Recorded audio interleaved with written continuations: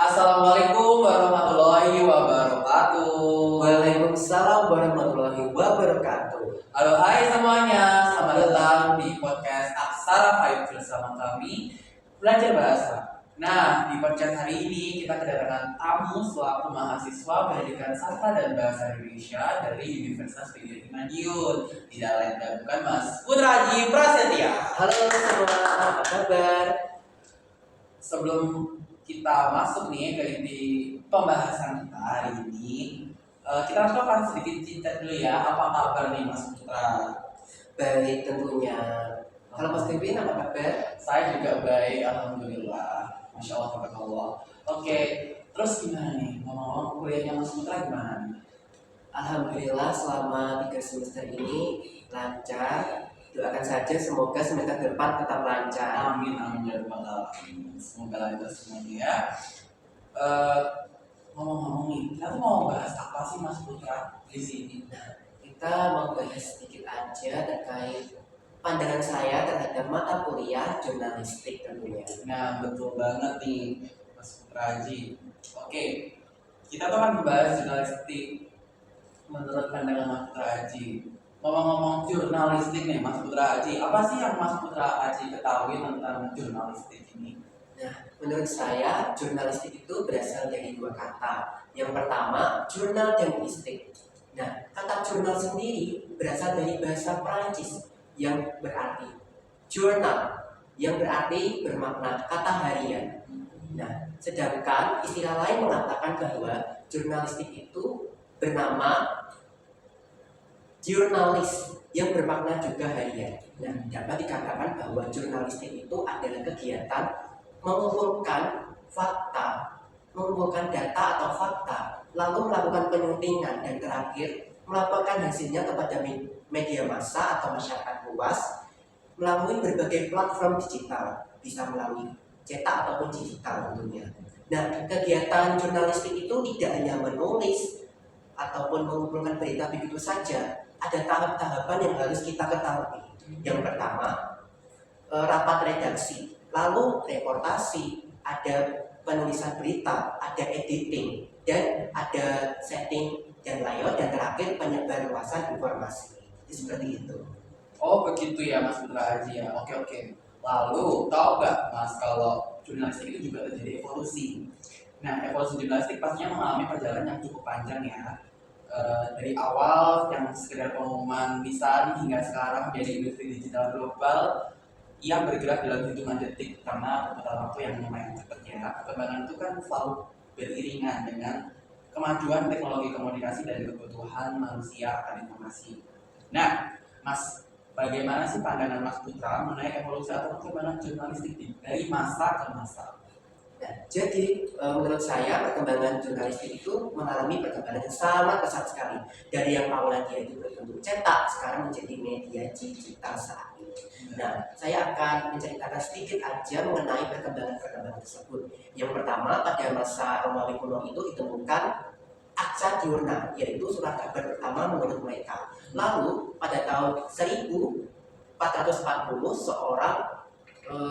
seorang penemu bernama Johannes menemukan surat kabar cetak pertama dan mengklaim bahwa tahun tersebut merupakan awal dari penemuan surat kabar cetak pertama. Dan di Indonesia sendiri, surat kabar pertama tercatat bernama Batavia Novels.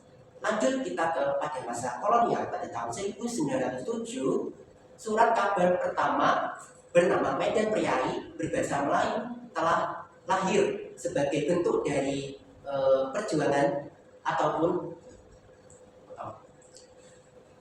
lalu pada tahun 1907 pada masa kolonial lahirlah surat kabar berbahasa Melayu bernama Medan Priai sebagai bentuk untuk meningkatkan rasa nasionalisme masyarakat Indonesia dan sebagai media penyebaran pada waktu itu. Lalu pada tahun 1925 lahirlah radio bernama BRV dan sekarang bernama RRI. Nah, radio tersebut juga banyak sekali jenisnya. Pada zaman itu ada Suara Asia di Surabaya dan ada Cahaya di Bandung. Kedua radio tersebut dapat dikatakan sebagai media penyebaran yang sangat cepat kepada masyarakat untuk menyebarkan berita tentang kemerdekaan di Indonesia. Lalu pada tahun 1990 lahirlah atau sudah muncul internet dan komputer. Hal ini membuat media penyebaran semakin cepat menyebar kepada masyarakat.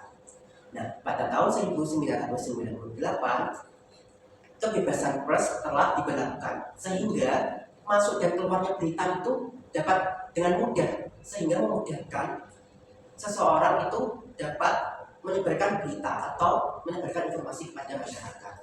Lalu pada tahun 2012 sampai 2017 itu sudah muncul berbagai aplikasi kayak Facebook, Instagram, Twitter, dan lain-lain. Nah, hal itu membuat media cetak, media penyebaran media informasi dari awalnya itu berbentuk cetak koran bisa berubah menjadi media digital.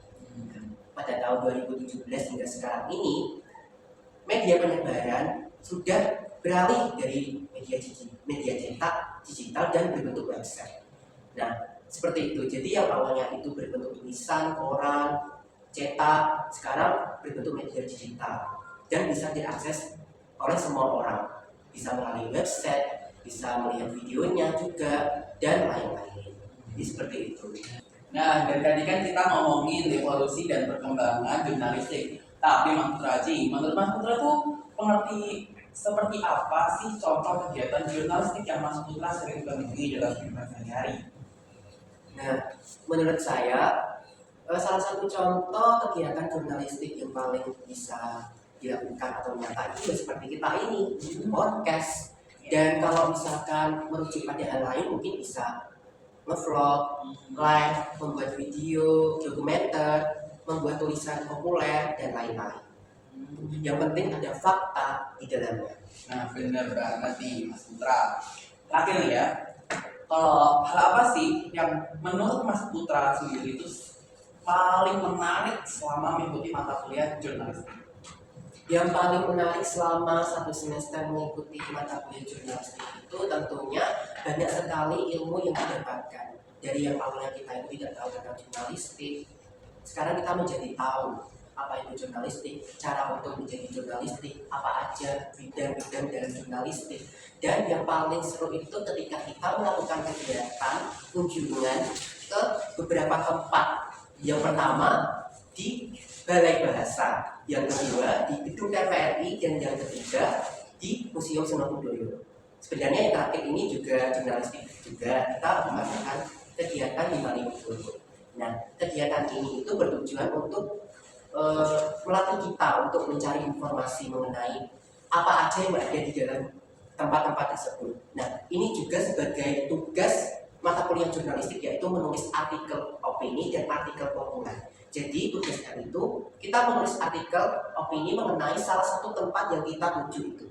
Nah, artikel opini ini biasanya tulisannya itu harus menyertakan bukti berupa foto, dan tulisannya itu juga harus ilmiah. Sedangkan artikel populer itu biasanya lebih welcome, lebih mengajak, lebih bebas gitu. Tapi tetap menyertakan bukti berupa foto. Jadi seperti itu. Nah, ini merupakan momen yang benar-benar membuat saya itu merasa gimana ya, kayak pengen kembali lagi gitu loh, bermakna sekali. Selain kita jalan-jalan, kita juga mendapatkan ilmu gitu.